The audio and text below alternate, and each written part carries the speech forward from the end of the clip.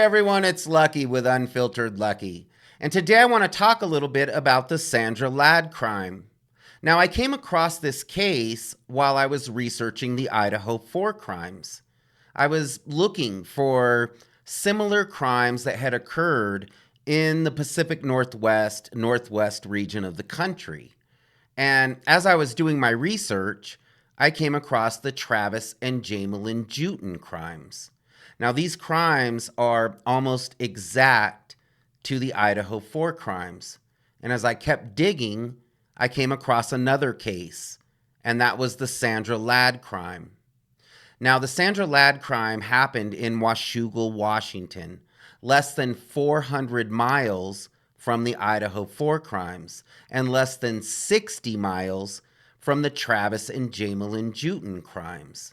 So all of these three crimes happened in basically the same area, within 400 miles of each other. Sandra Ladd was 71 years old, and she had lived a majority of her life in Washougal, Washington, although she was born in Oregon. She had 4 children and 6 grandchildren. And from interviews that I've read, it sounds as though Sandra Ladd really enjoyed spending time with her family. There was no history of substance abuse and no known enemies that her family or friends could think of. So it was a shock to Sandra's family and friends when her life was taken. Sandra Ladd was very educated. She went to the University of Washington. Now keep that in mind because I'm going to talk about an interesting fact that goes along with Sandra and the University of Washington. She worked in the Washougal School District. She also worked at Burgerville from 1996 until 2020, just before her death. I've read a lot of interviews and I've read a lot of statements. And all of these individuals who knew Sandra Ladd said that she was a very beloved member of this community. They couldn't understand how someone would take Sandra Ladd's life. Sandra was divorced, and I've read in reports that she lived with her son, Trevor. Now, I've also read reports and seen statements by people who knew Sandra Ladd personally who said that she lived alone in her home. So I haven't been able to confirm whether she lived with her son Trevor or not. But by all appearances, it doesn't seem as though her son was home at the time of the attacks, and I'll explain why. On June 13th of 2020, Sandra Ladd was attacked inside her home in the early morning hours as she slept. She was attacked by an unknown intruder with a large knife. She was stabbed multiple times, and an autopsy confirmed that she lost her life due to multiple stab wounds to her torso. Is this starting to sound familiar? Now, nothing was missing from Sandra's house. Nothing was disturbed. So it would appear that whoever broke into Sandra's house and attacked her was there for one purpose, and that was to brutally attack Sandra and take her life. Sandra Ladd was found in her home, deceased, on June 14th, one day after law enforcement believes that this attack occurred. Now, as I said, nothing was missing, nothing was disturbed. So whoever committed this crime would have had plenty of time to take whatever they wanted from this house. But they didn't. They went in for one purpose. Now, Washougal, Washington has no suspects, no arrests have been made, and no persons of interest have been named. So basically, this case has gone cold. Now, Kelly Upjohn, who is Sandra Ladd's niece, has come out and been very vocal about the investigation. She's basically come out and said that she's very frustrated that investigators have not released any information, even to the families. So, as I said, this crime happened in 2020. It's been over 4 years, and investigators are still keeping this information secret. Now, I can understand why they wouldn't want to jeopardize this investigation, because of course it's an ongoing investigation. But it does seem that after 4 years, that they would be able to give the families or the public some information. There's probably a lot of people in this community who may have some information to offer law enforcement, but they're not aware of what investigators are even looking for. What caught my attention about the Sandra Ladd case is that it was committed in almost the exact same manner as the Travis and Jamelin Jutin case, as well as the Idaho 4 case. All 3 crimes were committed by an intruder with a large knife. All 3 crimes, the victims were stabbed multiple times in the early morning hours as they were in their beds. So the similarities of these crimes is what caught my attention and drew my interest to the Sandra Ladd case. Now, as I said before, Sandra Ladd attended the University of Washington, and she graduated in the mid-1960s. Now, someone else who attended the University of Washington was Ted Bundy. Ted Bundy also graduated high school on almost the exact same year as Sandra Ladd and attended the University of Washington at exactly the same time. So, I'm not saying that Sandra Ladd knew Ted Bundy, but I just thought that it was an interesting fact that Ted Bundy and Sandra Ladd attended the University of Washington at exactly the same time. In my opinion, one of the reasons why investigators have had a difficult time solving the Sandra Ladd case is because when someone is not involved, let's say in the criminal world, someone really has no reason why somebody would want to take their life, it makes it a lot more difficult to connect someone to this crime. As I said, it's been reported that Sandra Ladd had no substance abuse issues, that she had no known enemies. She liked to work with children, and a lot of people who knew Sandra Ladd have said that she was a very well-respected and loved individual in her community. So that makes it difficult for investigators to go on because, as someone who lives in the criminal life, let's say they are substance abusers or they have enemies, then that gives law enforcement something to go on because they live in that world. But Sandra Ladd does not appear to have lived in that world in any way whatsoever. It appears to be very random, that a random individual went into Sandra Ladd's house and brutally took her life with a large knife. Now, something that also caught my attention, and I've mentioned this in previous videos, is that the Sandra Ladd case happened on June 13th.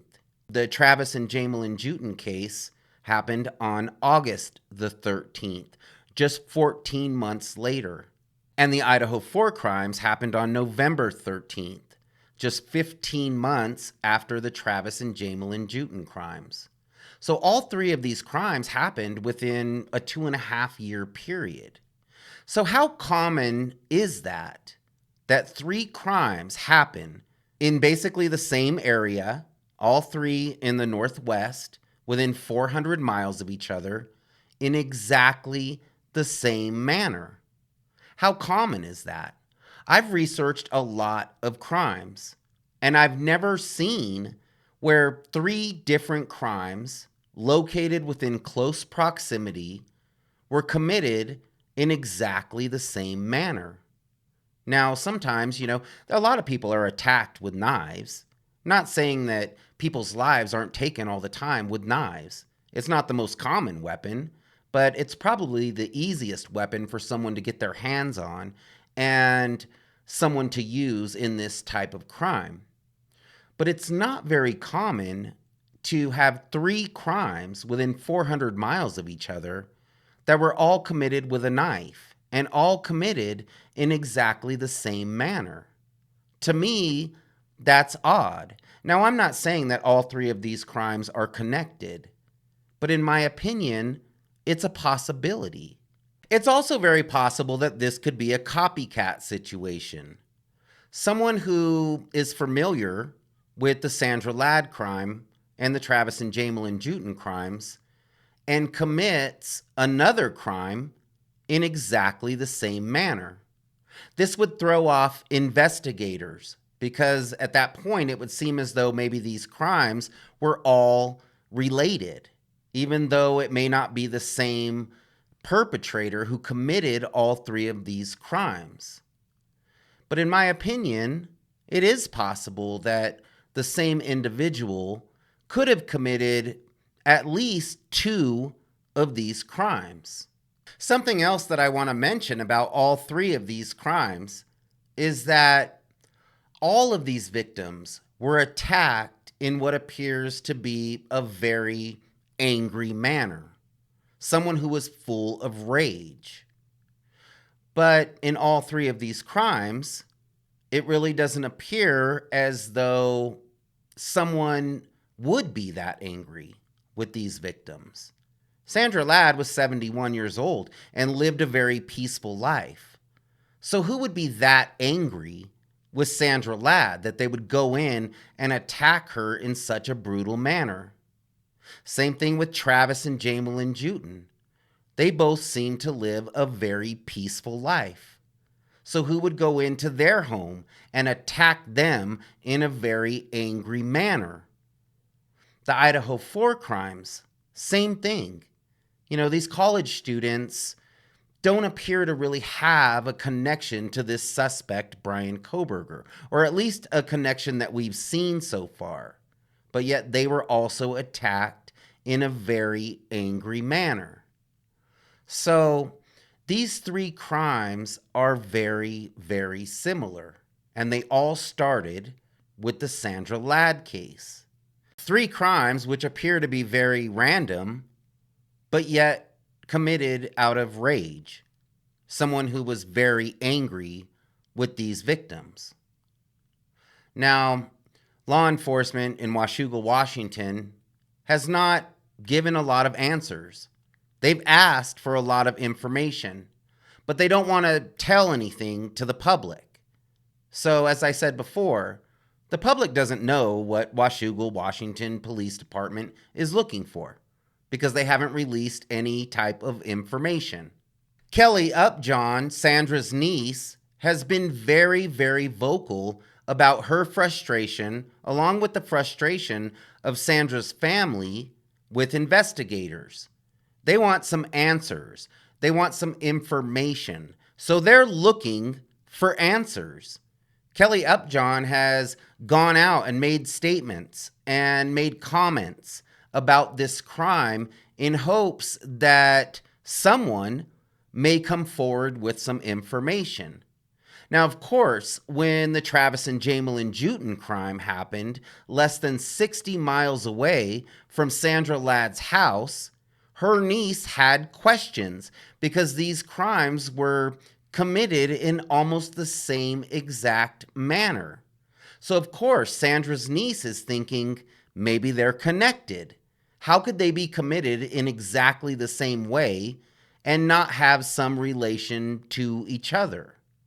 Now, 15 months after the Travis and Jamelin Jutin case, the Idaho 4 crimes occur, and they occur in almost the exact same manner as the Travis and Jamelin Jutin case and the Sandra Ladd case. So, of course, Sandra Ladd's family comes out and asks law enforcement, is there a possibility that all three of these crimes are connected? Law enforcement and investigators come out and they say, we don't believe that these crimes are connected. Now, it would make sense that investigators may deny that these three crimes are connected because that would create a panic in this area, because then people would be aware that there's the possibility that there's one individual who's committing all of these crimes. Now, I had heard, and this was in the very beginning, when I began researching the Idaho 4 crimes, I had heard and I had gotten some information, and I'm not saying that this is a fact. This was third party information that I received, and it really couldn't be confirmed. So I want to make that very clear that this is something that I just heard. But I heard that when Steve Gonsalves hired a private investigator to help him in the Idaho 4 crimes and try to find answers in who had taken the life of his daughter Kaylee, that this private investigator was working with private investigators from Washington as well as Oregon, because they did believe that these three crimes could be connected. That these three private investigators were sharing information because they believed that there was a good possibility that these crimes were related. Now, as I said, that's not a fact. That's just something that I heard. I also heard that it's very possible that Steve Gonsalves was told this information from his private investigator, and that Steve Gonsalves possibly knows this. So it just seems very odd that you would have three crimes in the same area that are identical. You know, the only real difference is the number of victims. That's really the only difference in these three crimes. Now, a lot of people have said in the comments that Bryan Kohberger could not have committed all three of these crimes because Bryan Kohberger wasn't in these other two areas. He wasn't in Washougal, Washington, and he wasn't in Marion County, Oregon during the time of these crimes. And that would make a lot of sense. But Bryan Kohberger has still not been convicted of committing the Idaho 4 crimes. We don't know that Bryan Kohberger committed these crimes in Moscow, Idaho. He's been accused, but he has not been found guilty. So, although it's very possible that Bryan Kohberger could not have committed all three of these crimes, we don't even know if Bryan Kohberger committed the Idaho 4 crimes. He still has not been convicted, and we haven't really seen any evidence that would tie him to the Idaho 4 crimes. So although it's possible that Bryan Kohberger did commit the Idaho 4 crimes, it's also possible that he did not, which would mean that someone else committed these crimes. And why couldn't that someone else commit the Travis and Jamelin Jutin crimes, commit the Sandra Ladd crimes? Is it possible that it's a copycat situation? Maybe the Travis and Jamelin Jutin crimes and the Sandra Ladd crimes are connected. They did happen within 60 miles of each other, and they happened the exact same way. So it appears that someone random went into these homes and attacked these victims in a very specific type of way. They attacked these victims with a large knife.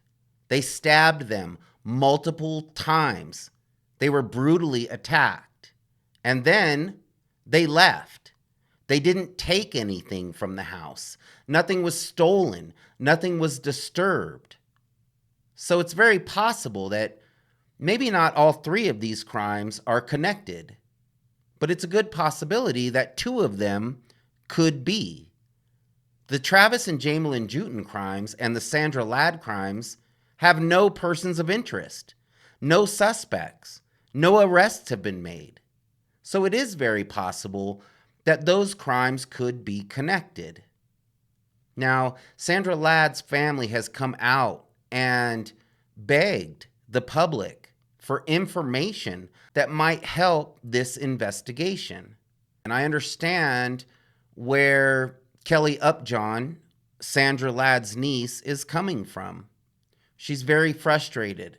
I'm sure the whole family is very frustrated. This case has been going on for over 4 years and still no answers.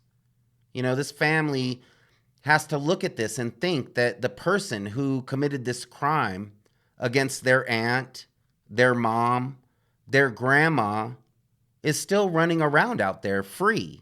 Now, it's also very possible that the person that committed that crime has gone on to commit other violent crimes, such as the Travis and Jamelin Jutin crime.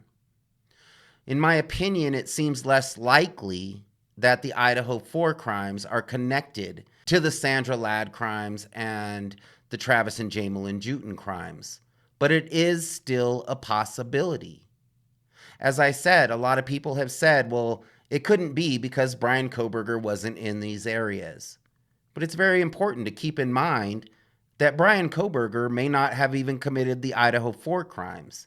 He has not been found guilty.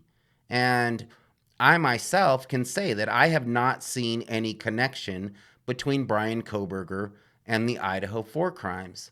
So it's very possible that there is someone or some people in the Pacific Northwest area who are committing these crimes. I also mentioned it could be a copycat situation. So right now, I'm doing a deep dive into the Sandra Ladd case.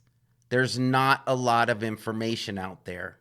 So if any of you have any type of information about the Sandra Ladd case that you would be willing to share with me, I'd really appreciate it. I'm also still looking into the Travis and Jamelin Jutin case, and we'll be doing another video about this case this week because I have some more information. I have some updates that we haven't talked about in previous videos, so we'll definitely be talking about that. Of course, it would be a very rare situation that one or maybe a few individuals committed all three of these crimes in 3 different states. But it could happen.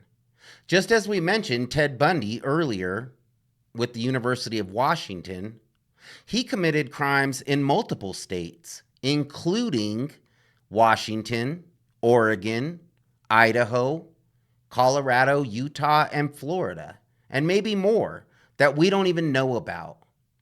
So although it is uncommon, it has happened. Now, in my opinion, the Sandra Ladd case is a little more difficult because she really had no connection to the criminal world. She really didn't live her life in a way where it appears that someone would want to target her. Her family has come out and said, they're shocked because they don't understand how anyone would want to take Sandra Ladd's life because of the type of woman that she was. She was a well-respected, beloved individual. So that makes it a little more difficult. But there has to be a reason. There has to be a reason that someone went into Sandra Ladd's house on June 13th in the early morning hours and brutally attacked her. And hopefully, maybe with your help, we'll get some answers and possibly find that reason. Thanks for hanging out with me today. I really do appreciate it. And if you liked my video, please hit the like button. And if you're not subscribed already, consider subscribing to my channel. As I said, I really do appreciate it. We'll see you next time.